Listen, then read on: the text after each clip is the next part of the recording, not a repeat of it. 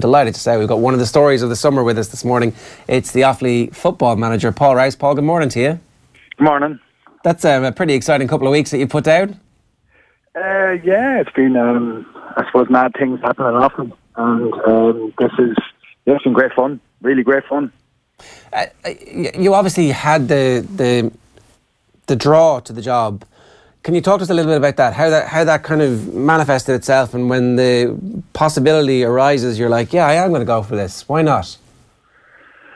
Well, I suppose the what happened with the previous management and the county board is well documented, and I think it's also fairly clear that there wasn't the most extraordinary queue of people to take this job. There was Offaly were in a position where we had just lost to Wicklow, who'd finished bottom of the National Football League, and it didn't seem enormously promising.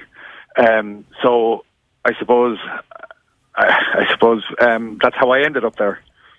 And it didn't take you a long time to decide when the opportunity arose. You weren't thinking, oh geez, I don't want to get involved here. It was like, yeah, I will do it. Like, I guess I'm struck by that the quote about the people in the arena are the ones that actually, when it comes down to it, I meant to look this up before we came. I would definitely be failing one of your exams right now if I was one of your students. But you know the one I'm talking about. It's yes. LeBron James has it tattooed on his arm. Yeah. And I really like that quote, and I really like the fact that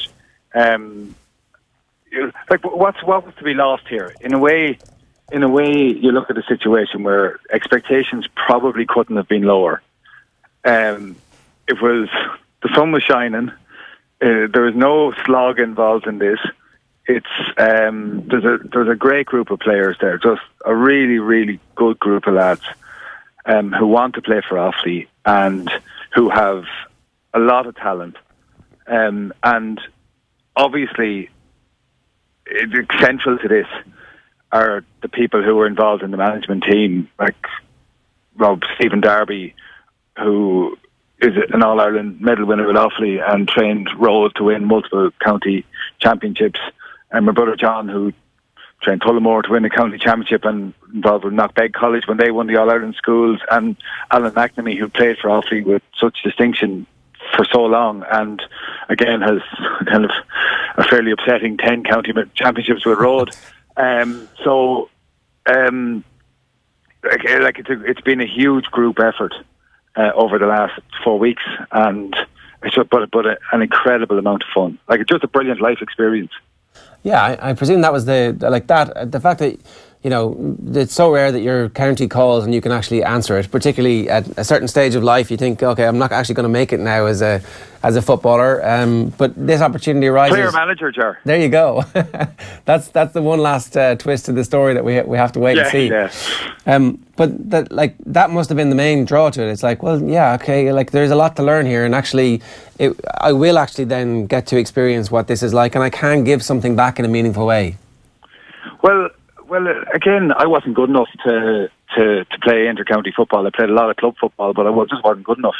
And I suppose you get an opportunity like this, which it's an interim job. It was to just kind of stabilise things, to steady the ship, to get players back in, and to see could we win a match.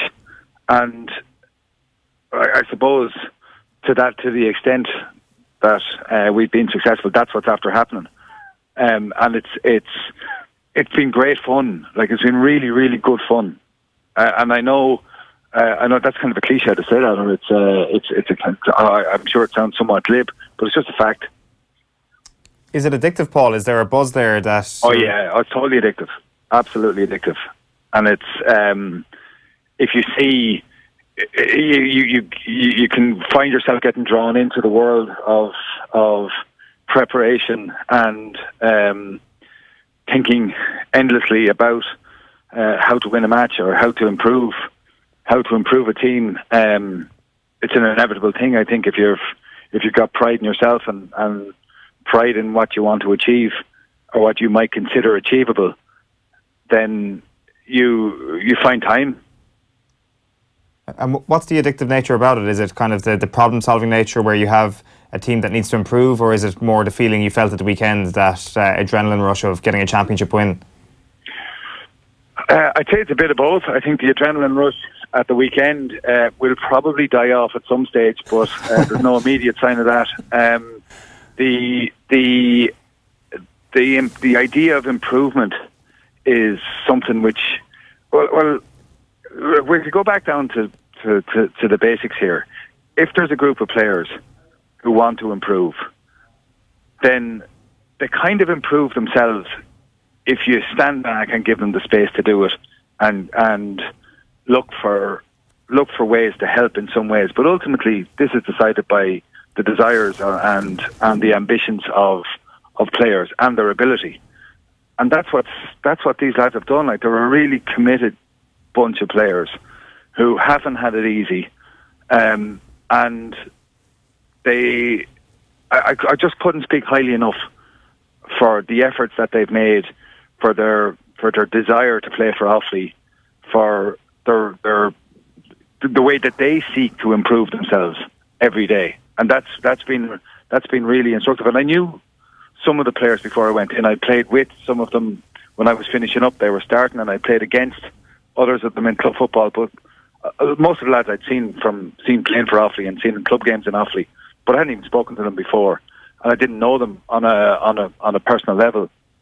But you find when you spend a bit of time with them and you end up chatting with them just how serious they are about football, and just how proud they are to play for Offaly, and how much they want to improve. And that, again, as I say, I repeat myself, that's the key for me. That's obviously not something you had a whole heap of time to do, to get to know them. How did you go about that? What was that process like?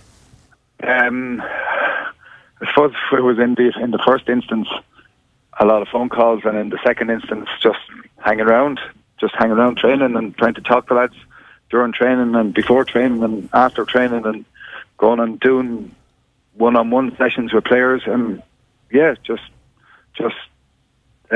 suppose the more time you spend with somebody, if you watch and you listen and you talk, the more you get to know somebody, and that can only help. I mean, knowledge can only help. When did the confidence that the performance that you saw at the weekend, when did you start to believe that might be possible? From the first night that we all got together, because there was a desire to draw a line under the past, and a desire to see could we win a match, and that was evident from the very start. I would say it was evident from the phone calls to the players previous to that, but it was absolutely evident the first night we got together. And then in the middle of the game, at what point in the game do you kind of start to think, yeah, like we're doing the things we're supposed to be doing, everybody understands exactly what the plan is, and we're executing it, to use a terrible sports cliche? I suppose before half time, when we'd struggled really in the first half to do what we wanted to do, and we'd worked really hard, and we were trying really hard, and that was kind of the bottom line, to try really hard. And again, it's a cliche and it's so basic and so obvious, but they pushed on a little bit just before half time, and in the middle of the second half, down a man, there were a lot of opportunities to fold the tent at that point, and just to say, feel sorry for ourselves, and just say that this is gone now, or we had the ready-made excuse there, and they decided not to. And that was, to me, that's the best thing. To me, this is, the fact that those lads decided that they were actually just going to go for this now, and that was definitely the best thing about it. What's that changing room like at full time?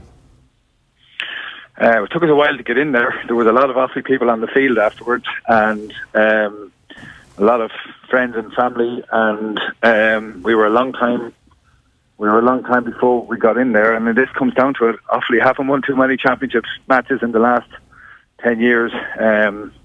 One Leinster championship match, and maybe a qualifier.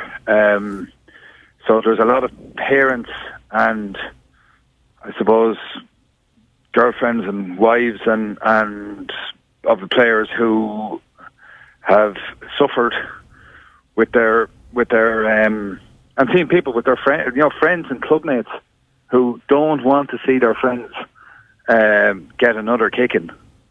And so there was a lot of Offaly people on the field after the game, and I have to say there was a great moment just at half-time when the Offaly team were going in at half-time, and the way the Offaly crowd responded to them was really wonderful, and it meant an awful lot to the players. And that was great. In the changing room at the end of the game, we lads were very happy, very, very happy.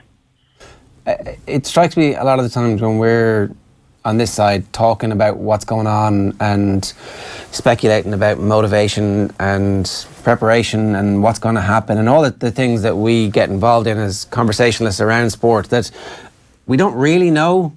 Most of it is guesswork, and I'm struck by the fact that you've kind of slid really quickly from one side to the other. Has it been a culture shock for you to be on the inside and the other side and actually, or could you imagine what this life was like before you got there? Well, I've been involved in football teams and hurling teams all my life, Ger. Like it's fair enough at that club level, and I suppose this is going to stand me up for ridicule, but it's more recently with a girls' football team in Dublin, my under-13 girls team, and why do people play? Like, what are you interested in? What are the motivations of people? I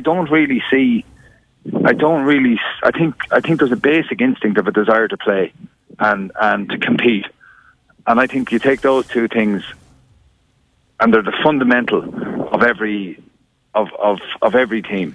Like a kind of a bit of fun in playing and a desire to be competitive as you play.